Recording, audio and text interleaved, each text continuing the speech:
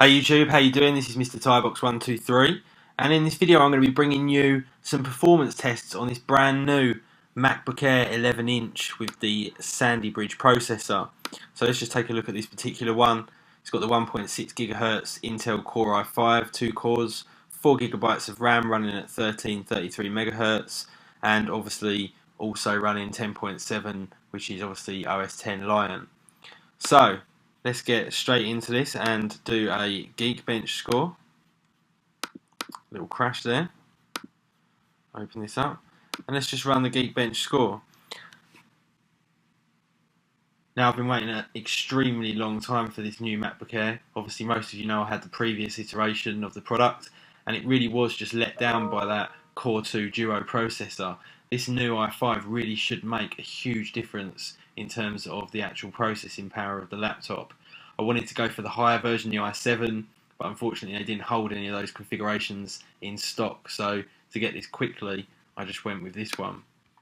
So that's pretty amazing. We've got 4,870 on the Geekbench score, which may not mean a lot, but if we actually submit this, we'll get a good idea of how this actually compares up to other Macs. So let's go to the Mac benchmark chart. Let's do the weird scrolling. And let's just take a look around the point of 5,000.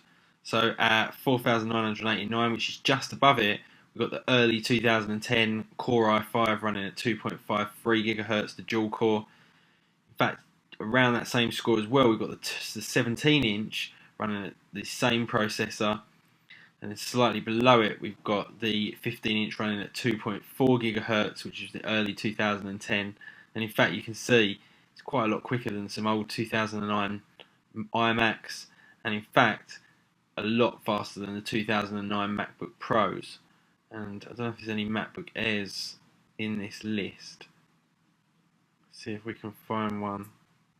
There we go. So 13-inch late 2010, 2.13 GHz dual core with the Intel Core 2 Duo, almost half, slightly more than half.